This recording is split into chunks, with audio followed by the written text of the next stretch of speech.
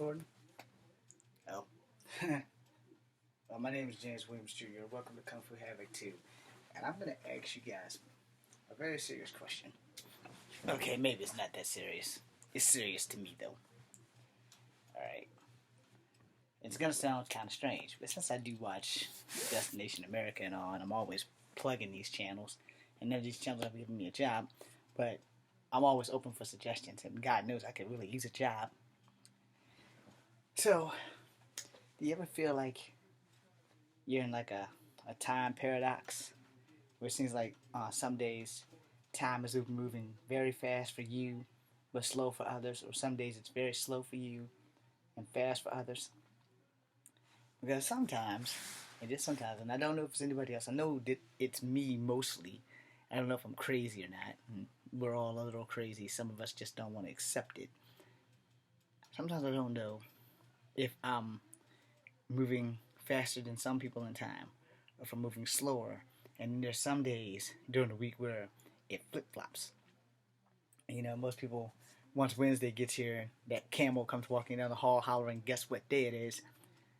After Wednesday, the days seem to go a little faster. But for me, it seems like until it's time to go to work, the day's like slowly progressing. Then after I go to work, the days like I have to work faster because time seems to be shooting by. And maybe it's because I talk or sing while I'm on the job. But you know, I just want to know, does anybody else have these? I can't really describe the odd or awkward ass feeling that time is either moving slower than me or faster than me. And so, you know, it's kind of a complex thing because I'm like, well, you know, it's like when you have that one weekend, it's like you blink and it's Monday and you're like, what the fuck did I do this weekend? And you can't remember anything that you did. Or you have that one weekend where the weekend was just so long.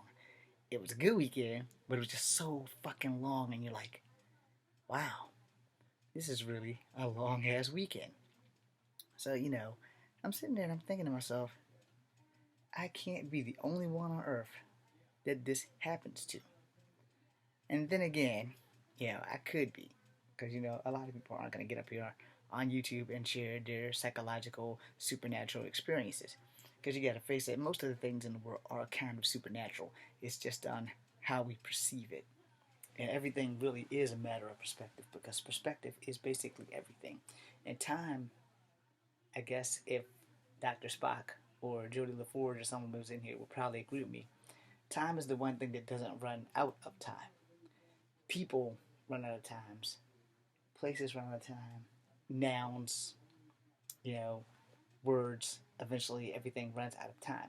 But time in itself is infinite, because every day we get older and eventually we will wither and we will die.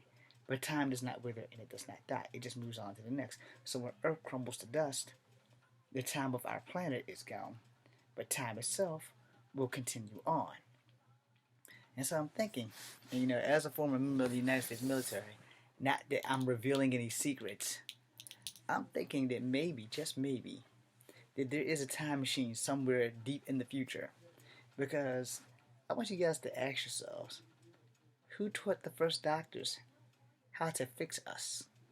It has to be a paradox somewhere to let us know who taught us how to do what. And in that, you know, I want you to go to sleep thinking on that. Who taught us how to fix ourselves? How many sick freaks play with dead bodies to figure out how to make us tick? Or what makes us tick is what I'm saying. And furthermore, if there is a time machine and there's people who regulate it to make sure that history plays out the way it's supposed to, how do they not know who's psychologically set to do things in time? How come they haven't figured out a way to go back and stop Jack the Ripper from taking all these women who could have had kids whose grandkids and great grandkids could have discovered the cure for cancer and AIDS and all these other things? But because they're letting time play itself out, we have to just kind of be the puppets, you know. And then there's that Matrix theory. No, we don't live in the Matrix. If we did, I would be the fucking guy who winds up being Neo. Just because I would never want that responsibility. Although I would have found a better way to end that shit, you know, with not like being blind and dying and all that other bullshit, if he died. So, you know, think about the time paradox and the time paradox loops, and think about your life and its necessity or accessibility of all the times where you either had like a deja vu experience or time is just moving too damn slow or vice versa too damn quick, and you kind of got to wonder about these paradoxes, and do they really exist? Do we often stumble into these paradoxes thinking, you know, what could go wrong? I don't know why my camera is not bright. There we go.